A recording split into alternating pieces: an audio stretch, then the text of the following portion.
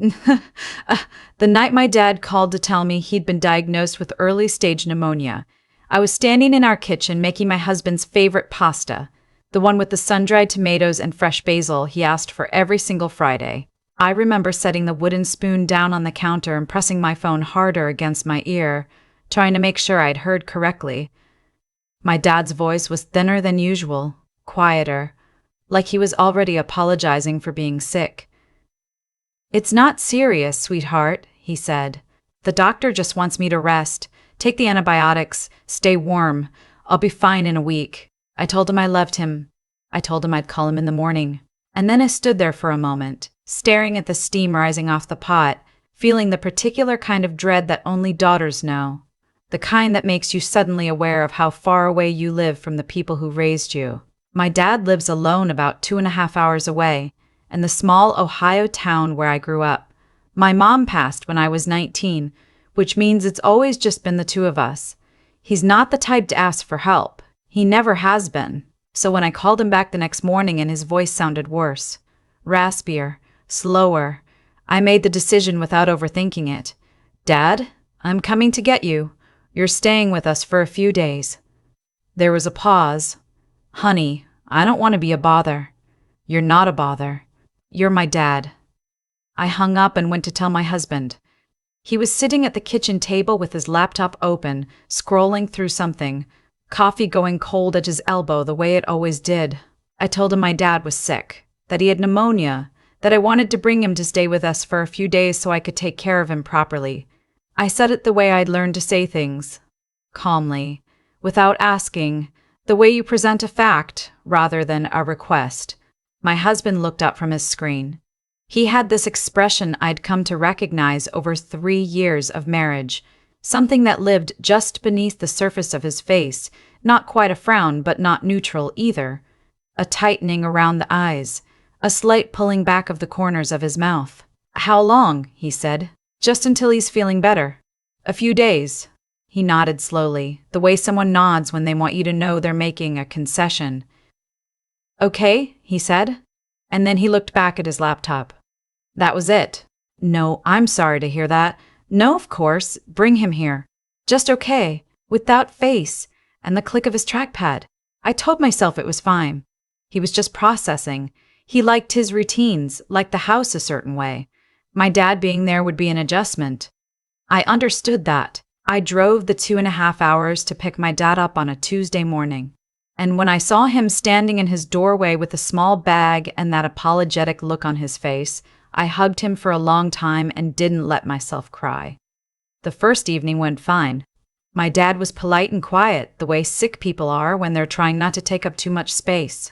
He sat in the armchair in the living room with a blanket over his lap and watched the news while I made soup. My husband came home from work, nodded at my dad, said, "Hey, how are you feeling?" and went upstairs to change. He came back down, ate dinner, talked mostly about a project he had at work, and was perfectly civil. Perfectly correct. That's the word I kept reaching for that week. Correct. Like he was following a script for how to behave when your wife's sick father is staying in your house, hitting every required mark, but nothing more. By the second day, I started noticing the smaller things. When my dad coughed, and he coughed a lot that week, deep rattling coughs that the antibiotics hadn't touched yet, my husband would go quiet. Not concerned quiet, just quiet in a way that felt pointed, like a door closing. He started eating breakfast upstairs in the home office, saying he had early calls. He stopped sitting in the living room in the evenings, gravitating instead to the bedroom where I'd find him watching TV on his phone with earbuds in. On the third night, I asked if he wanted to watch a movie with me and my dad. He said he was tired. I said okay. I went back downstairs and sat next to my dad on the couch, and we watched one of those old westerns he loves, and I kept thinking about the space upstairs and what it meant. On the fourth morning, something happened that I've replayed in my head dozens of times since. I was in the kitchen getting my dad's medication sorted. He had 4 different things to take at different times, and I'd made a little chart so I wouldn't mix anything up. My husband came downstairs, looked at the chart on the counter and said very calmly, very evenly, "When do you think he'll be heading back home?" I stared at him. He's still sick, I said. Right, but I mean, the antibiotics are working, right? He's moving around more. He had a fever of 101 2 days ago. I know. He poured his coffee.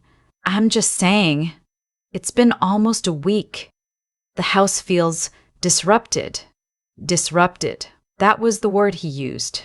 My dad, who had been nothing but quiet and grateful and so careful not to leave so much as a glass in the wrong place, had disrupted the house. I didn't say what I wanted to say. I picked up the medication chart and went back upstairs to check on my dad. And I told myself again that I understood, that he liked things a certain way, that it wasn't personal. My dad went home on day 5. He was still pale, still coughing, but he insisted, and honestly, I think he'd felt the atmosphere in the house even if I'd never said a word about it. I drove him home, helped him get settled, stocked his refrigerator, and cried the whole drive back. What I didn't tell my husband was that I cried because I was ashamed. Not of my dad. Never of my dad. I was ashamed because I'd let the man I married make my father feel like a disruption. And I had smiled and stayed quiet and made it easy for him to do it. I filed that away somewhere deep and kept going. 2 months later, in October, my husband got a call from his mother. His parents lived in Phoenix. His dad was retired. His mother had never worked a day since she married, and they had the particular energy of people who had always been comfortable and had never had to think too hard about it. I'd met them 4 times in 3 years. They were pleasant enough in the way that people are pleasant when they've decided you're acceptable but haven't fully decided to like you. His mother called to say they wanted to come for the holidays. Thanksgiving through Christmas. 5 weeks. 5 weeks. I was standing right there when he took the call. I watched his entire face change, lighting up the way it hadn't when I told him about my dad. Loose and easy and happy. He was laughing within 30 seconds, telling her yes, absolutely they should come. He'd get the guest room ready. They'd do the whole thing. When he hung up, he was still smiling. My parents are coming for the holidays, he said. Thanksgiving through Christmas, is that okay? And there it was. Is that okay? My dad's 5 days had been a disruption. His parents' 5 weeks got the courtesy of a question, but a question asked while he was already smiling, already decided, already mentally setting up the guest room. I thought about that medication chart on the counter. Of course, I said, I want to be precise about what happened over those 5 weeks, because I think the details matter. The week before his parents arrived, my husband cleaned the guest bathroom with more thoroughness than I had ever seen him apply to any household task. He bought new towels. He asked me to make sure there were nice soaps. He rearranged the guest room furniture and put fresh flowers on the dresser and asked me 3 times if I thought the pillows were comfortable enough. I thought about my dad sleeping in our guest room under the blanket I'd pulled from the hall closet. No flowers, no new towels. I kept my face very still and said the pillows were fine. His parents arrived on the Sunday before Thanksgiving, pulling up in a rental car with enough luggage for a month-long cruise. My mother-in-law came inside and immediately began making observations about the house. Not compliments exactly, more like assessments. She said the living room was cozy, which I understood to mean small. She said she hoped the guest bed was firmer than last time, though she'd never stayed here before. She asked if I'd thought about getting different curtains for the kitchen. My husband laughed at everything she said. He carried her bags upstairs. He asked her 3 times in the first hour if she needed anything. That night, I made dinner. A full dinner. Roasted chicken, green beans with almonds, mashed potatoes, a salad. My mother-in-law sat at the table and ate and did not say anything about the food. My father-in-law talked about his golf game for 45 minutes. When my husband helped clear the plates, he kissed his mother on the cheek and said, "Doesn't she cook great, Mom?" His mother smiled thinly.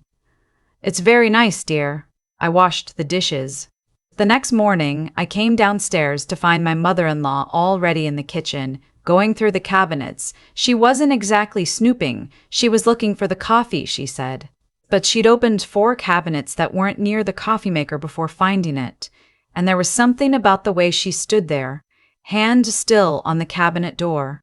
that made me feel like a guest in my own kitchen. I made her coffee. I made everyone coffee. I made breakfast. That was the pattern that established itself within the first 3 days, and my husband saw no problem with it whatsoever because it was, after all, just how things were done. His mother was a guest. I was the wife. The math was obvious to everyone except me. Every morning I made breakfast. Every evening I made dinner. When his parents wanted to go to a restaurant, I made the reservations. When his mother mentioned she'd always loved a particular brand of yogurt, I added it to the grocery list. When she said the bathroom rug felt scratchy, I bought a new one. My husband, during all of this, was luminous. I don't know how else to describe it. He was relaxed in a way I hadn't seen him be at home in months, laughing easily, sleeping deeply, totally at peace. He watched football with his dad in the living room, the same living room where he had retreated upstairs and away from my father every evening. He sat at the kitchen table in the morning with his mother for an hour, just talking. Coffee going warm instead of cold for once. I watched all of this, and I kept my face still, and I kept adding things to the grocery list. It was the 3rd week when something cracked open inside me. His mother had a cold. A regular, low-grade cold, sniffles, a slight cough, the kind of thing you'd barely notice. I know this because I asked her how she was feeling. I took her temperature. I brought her tea without being asked. My husband sat on the edge of the guest bed and rubbed her hand and said, "Poor Mom, we'll make sure you're comfortable." I stood in the doorway watching him do this, and something moved through me that I didn't have a name for at the time. It wasn't anger exactly, though anger was in there. It was something more like clarity. The kind you get when you've been standing too close to something for a long time, and you finally take a step back and see the whole shape of it. My dad had pneumonia. 101 fever. Rattling cough. 2.5 hours from his own home. He had been a disruption. His mother had a sniffle. She was sleeping in our freshly made guest bed, with new towels and a plant on the dresser. She was being cared for. I went downstairs and I sat at the kitchen table alone for a while. I thought about all the small, quiet moments of the last 3 years that I had told myself were fine, had talked myself out of naming, had smoothed over with the understanding that he just liked things a certain way. I thought about how many times I had made myself smaller so that the house felt bigger for him. I thought about my dad's voice on the phone saying, "I don't want to be a bother," and how long I had been learning to speak in that same register. I was done. Not loudly.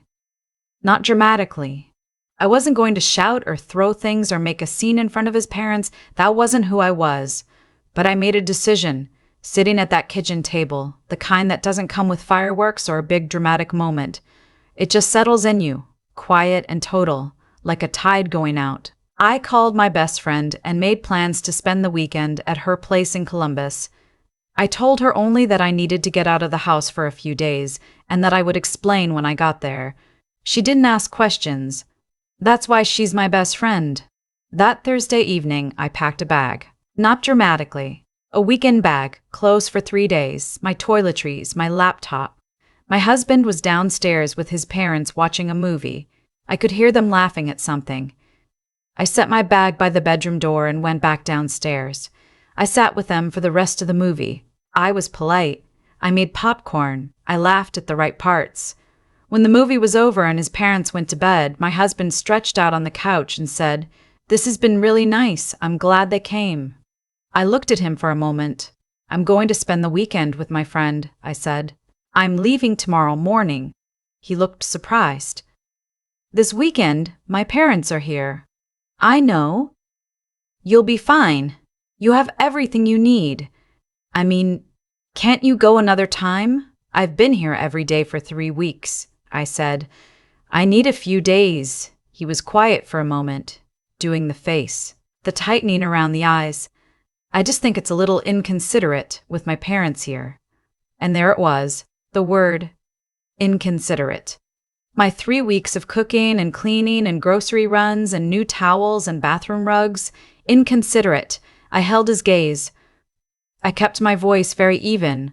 "When my dad was here," I said, "you told me the house felt disrupted. Your mom has been here for 3 weeks, and I have taken care of everything, every single day, without a word of complaint. I'm going to see my friend for the weekend. I'll be back Sunday night." He stared at me like I'd started speaking another language. "That's not the same thing," he said finally. "Okay," I said. "I'll see you Sunday." I went upstairs and I slept better than I had in 3 weeks. The next morning I was up at 7, dressed, bag by the door. My mother-in-law was already in the kitchen again, and when she saw the bag she looked at it and then at me with something like surprise. "Are you going somewhere?" "Just for the weekend," I said. "Everything you need is in the fridge. I made a casserole yesterday. It just needs to be heated at 350 for 30 minutes. I handed her a piece of paper with the instructions.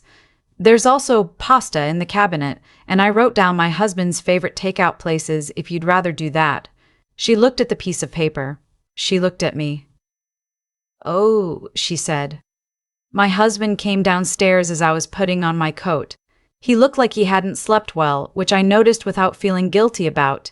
He looked at my bag, at the coat, and then at me. "We should talk about this," he said quietly, so his parents wouldn't hear. "We did talk," I said. "Last night. I mean really talk. Something feels off with you lately. Something feels off with you." That was the thing he'd learned to do. Take the problem and locate it inside me. Something off with you. Like the problem was not what he had done, but my reaction to it. Like the correct response to 3 weeks of invisible labor and 5 weeks of double standards would have been to keep smiling, keep making the casseroles, keep being fine. I looked at him. I thought about all the times I'd let that sentence work on me, had gone back inside myself to find the thing that was off, had smoothed myself down and come back out quieter. "I've been thinking," I said carefully, "that we have a conversation we've been putting off for a long time, about fairness, about how we treat each other's families, about some patterns I've noticed and been quiet about." I picked up my bag. "I'd like to have that conversation when I get back. Really have it, not just talk until things smooth over. I think we need it." He was very still. "What are you saying?" he said. "I'm saying I'm going to my friends for the weekend," I said. "And when I come back, I'd like us to actually talk. That's all." He didn't say anything else. I kissed him on the cheek, said goodbye to his parents, and walked out the front door into the gray November morning with my bag over my shoulder and my keys in my hand. I sat in my car for 30 seconds before I started the engine. I wasn't second-guessing myself. I was just sitting with the feeling of having done a thing I should have done a long time ago. It was not triumphant. It was not satisfying in the sharp way I'd maybe imagined it would be. It was quieter than that. More like setting down something heavy that I'd been carrying for so long I'd forgotten it wasn't mine to carry. I drove to Columbus with the radio up. My friend let me in with a hug and a pot of coffee, and the very specific kind of listening that doesn't try to fix anything. I talked for 2 hours. I told her about my dad's 5 days and the word disrupted, and the medication chart and the look on my dad's face when he apologized for being a bother. I told her about the 3 weeks and the casserole and the new towels and the bathroom rug. I told her about inconsiderate. When I was done, she was quiet for a moment. Then she said, "What do you want to do?" And that was the right question. Not what should you do, not have you considered, not you know how men are. Just what do you want? I thought about it. "I want him to understand that this has to change," I said. "Not apologize and go back to normal. Actually change. Or I need to know that he can't."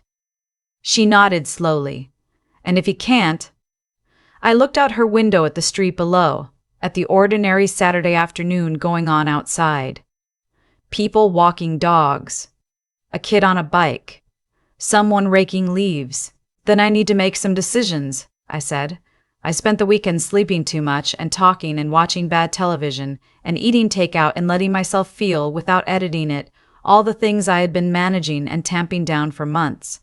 My husband texted twice on Friday, once on Saturday, once on Sunday. The Saturday text said only, "I've been thinking, we need to talk." I replied, "Yes, I'll be home Sunday night." When I walked back in Sunday evening, his parents were in the living room. The house had the faint smell of something burned. which meant my mother-in-law had tried to heat the casserole and either gotten the temperature wrong or left it too long. My husband was in the kitchen, and he'd clearly attempted to clean up. The counter is wiped down in that particular way that gets the surface but misses everything underneath. He looked at me when I came in. His parents looked at me.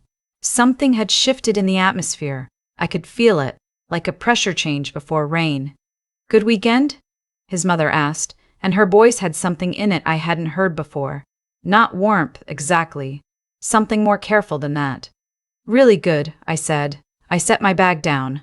"How was everything here?" There was a brief pause. "Fine," she said. "Your husband made dinner last night." Another pause.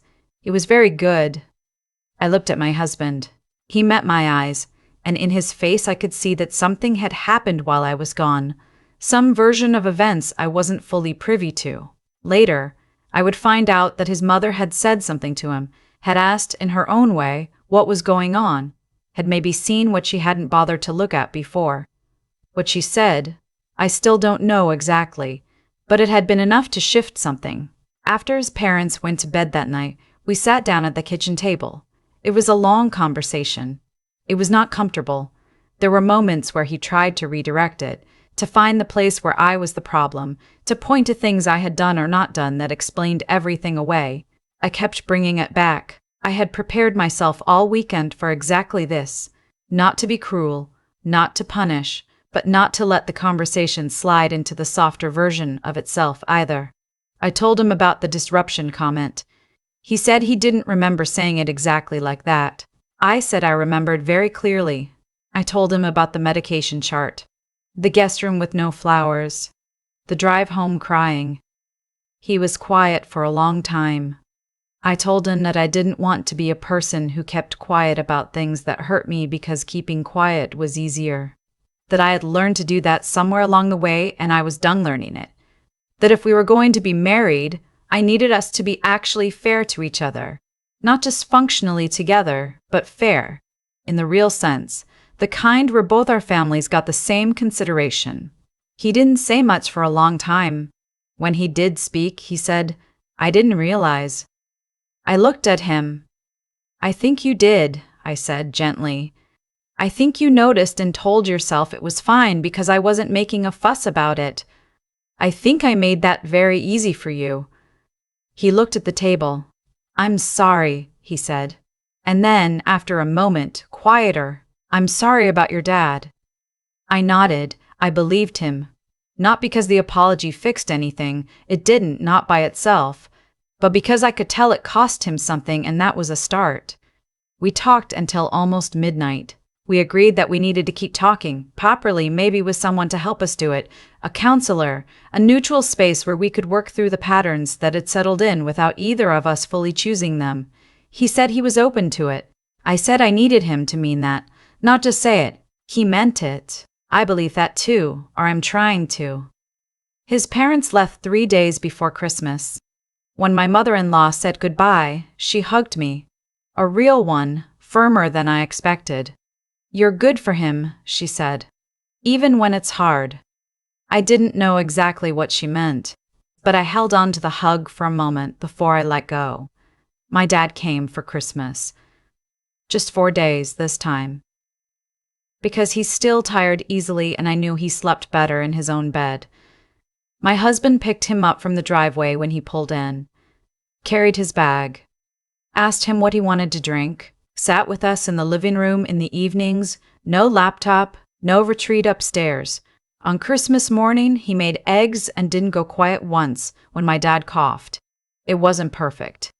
Nothing was fixed neatly or completely, but something had shifted, really shifted, in a way I could feel in the quality of the air between us, like a window that had been painted shut for too long and had finally been forced back open.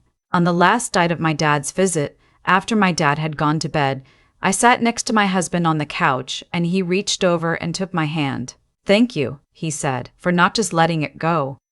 I thought about the woman who had stood at the kitchen sink washing dishes and told herself it was fine. "It's fine, I understand, it's not that bad." I thought about how comfortable that woman had been, in a particular kind of way, How safe it had seemed to be the one who never made a fuss. I thought about my dad at his front door with his apologetic face and his small overnight bag, saying, "I don't want to be a bother." "I learned it from him," I said. "He spent his whole life not wanting to be a bother." I was starting to do the same thing. My husband squeezed my hand. Outside, it was snowing in that quiet way it does on the last week of December in Ohio. Slow, steady, without any particular drama. "You can always be a bother," he said. I laughed. It wasn't a perfect thing to say, but it was honest, and honest was what I needed more than perfect. I rested my head on his shoulder and watched the snow, and thought about the long way around I'd had to take to get to this ordinary couch, this quiet evening, this almost good thing that still needed work, but was no longer pretending it didn't. That was enough, for now. More than enough.